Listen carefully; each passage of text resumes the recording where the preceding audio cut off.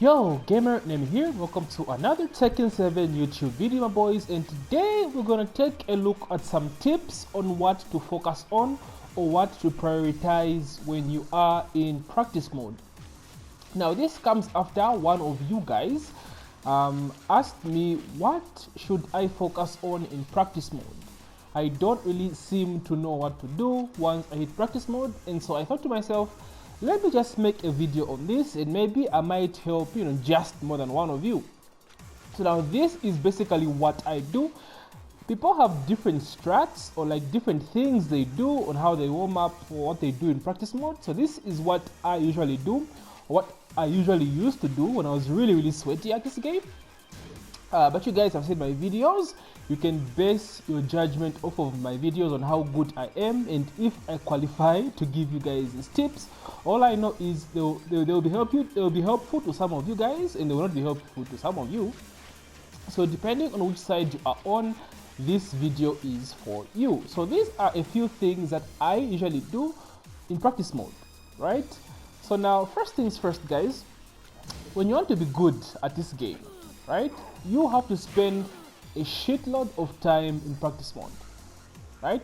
There are some days when, let's say you knock off from work and you're thinking, oh, let me just get on some Tekken, get some ranked games in, right? You should also have days where you just dedicate those specific hours or that specific day solely for practice mode. Like, trust me guys, you will see results. Practice makes better. It's not really an understatement when people say practice mode. How do I get good at Tekken? Fucking practice mode. You really have to just spend your time in practice mode, guys. Trust me. If you're getting your ass beaten ranked, or just having bad games, or just bad in general, you think you're bad, just spend your time in practice mode. Trust me, guys. Results will show. Okay, so first things first. What I usually do when I open up practice mode, before I'm getting into rank, before I'm getting into a huge match, or I'm just relaxing on one specific day, the first thing I do is check my movement, check my backdash. I always make sure my backdash is okay. At least I don't have cold fingers, because you just get on your console, you get on your controller, you have cold fingers that drop in combos. That's one thing a lot of people don't understand. When you just get on your game, you need to warm up. You need to warm up. Just get your mind reset. Put your mind into it. Warm-ups are just not a thing in sports, like physical activities. No, it works for the mind as well. You need to warm up mentally. I always check my Korean backdash, right? I check my forward dash. If I'm using armor king, I check my weiwu, my outstanding falls. This is okay, then I start checking my side steps, right? For example, I record Katarina here doing this particular move, right? Down forward 1 into down forward 4. So I check my side steps. I know that Katarina is weak to her left side. Overall, she has good tracking, but for this particular move, I know it's weak to her left side. So I always try to, duck, side step, backdash, side step, backdash. I'm not committing the side step. It's just like a check, right? So this allows you to stay safe, to not really commit to a side step. This stops you from like getting hit by tracking snake edges, because you're not committing to a side step. You're just checking the opponent. When you realize, oh shit, that actually whiffed, I stepped it, then you punish. This is something else I check, right? My side step, I check this. My left side as well. Oh, it tracks the right side. Okay, so I can't step at the right side. So that's something else that I do. And now, additionally on this, I also always put the character that I usually struggle with. For example, like Katarina here. I suck at fighting Katarina. Like, new characters in this game give me so much trouble, like the new Tekken 7 characters. So I suck with Katarina, so I tend to put her a lot in practice mode, and I'm going to show you guys why. So anyway, first step guys, check your movement. Practice your backdash. I have a backdash tutorial on my channel. You can just check out the playlist if you guys want some tips on that. Practice your Korean backdash. It's very good for spacing. Practice your side steps and the sidewalks as well. Record the CPU doing one specific move and try your best to step it. Secondly, this was actually recently even added to the game. Punishment training. Punishment training is very underrated. Punishment training is very, very underrated. The thing that makes punishment training good is the fact that you train your mind, right, on the animations of what the character is going to throw out. Now, what I mean by this, if you guys remember, Aslan Ash responded to some guy on Twitter.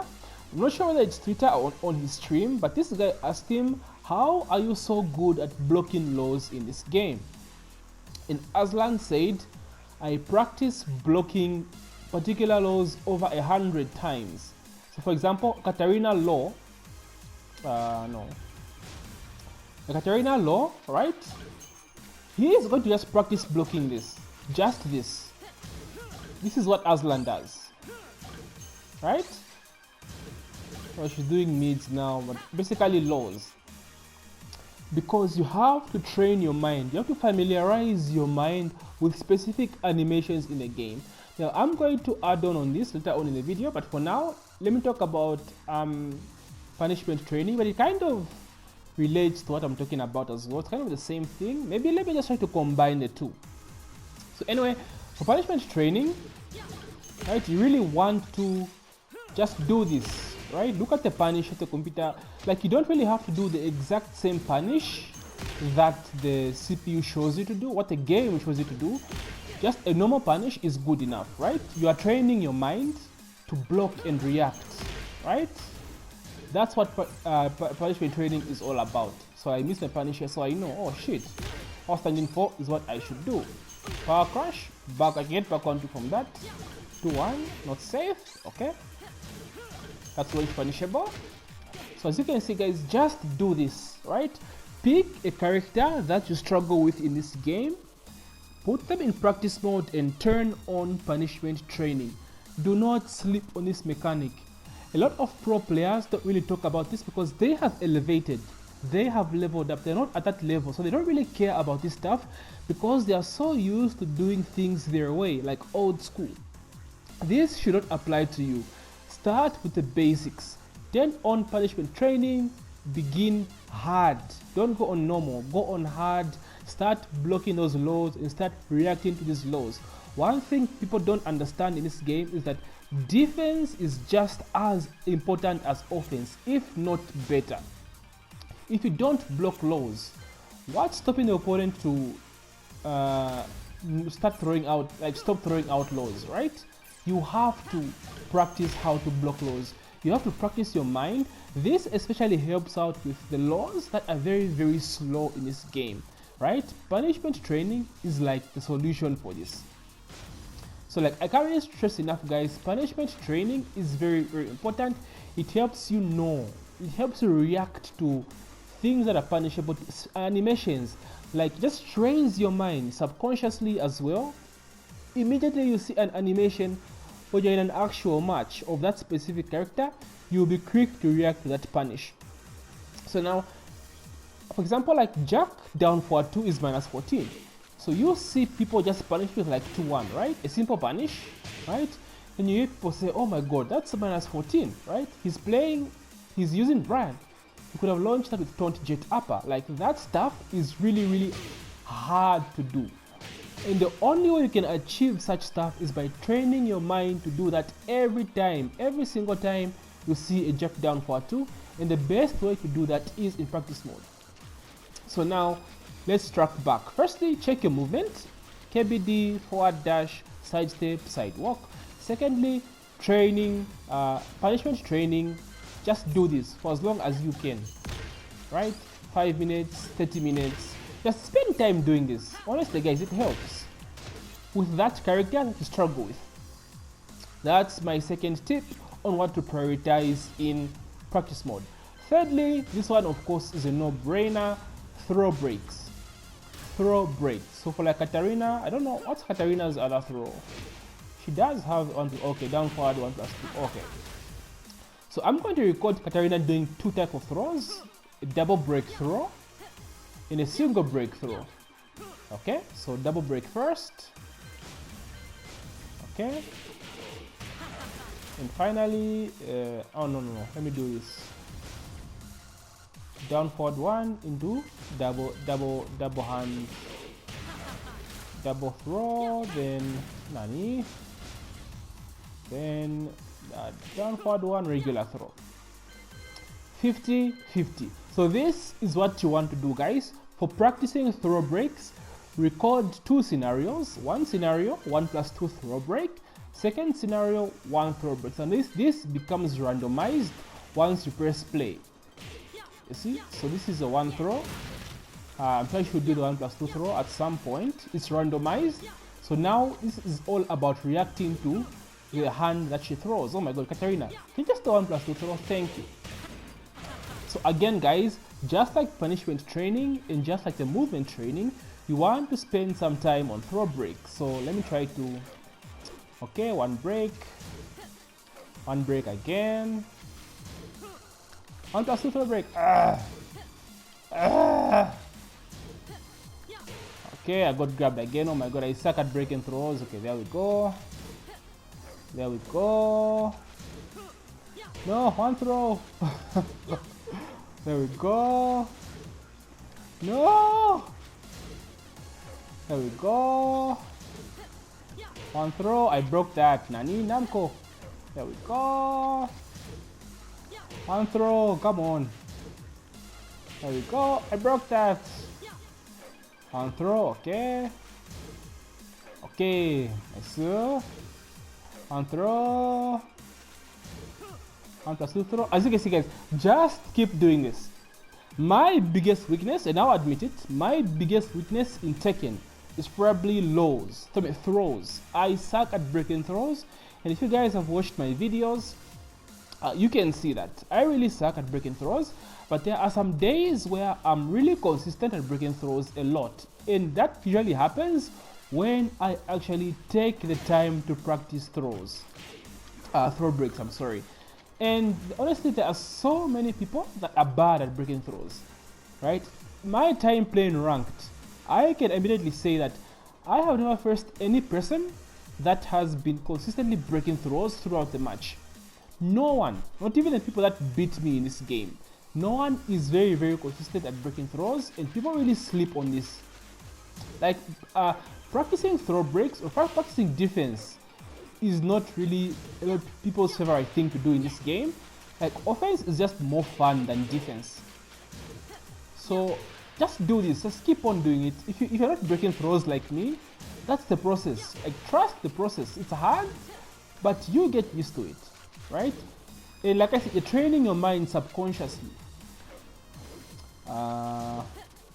Oh my god, I saw that, but I just can't react in time. Like, that's my biggest weakness, throws. There we go. Anyway, guys, throw breaks. So now, if you have a character that has multi throw breaks, for example, like Paw Phoenix. Paw has a 1 throw, a 1 plus 2 throw, and a 2 throw. So what you want to do is record all these throws, 1, 2, 3, and set them all at 50-50, and just basically do the same thing. Try your best to react to the throw breaks and just see how good you do. That's my 3rd tip on what to focus on in practice mode. And my 4th tip, and this one is easy as well, practice your combos. Practice your combos. Because again, guys, like, this is obvious, right? No one likes dropping combos. We've all been there, where you boom, you launch your opponent, right? A combo that's supposed to kill and end the game and earn you the match, then you drop it. Whether it's nerves or just you dropping combos, it all comes back to you warming up in practice mode, practicing, training your mind, exercising that mind of yours, right? Because firstly, you have to know your BNBs, right? You should always know your max damage combos.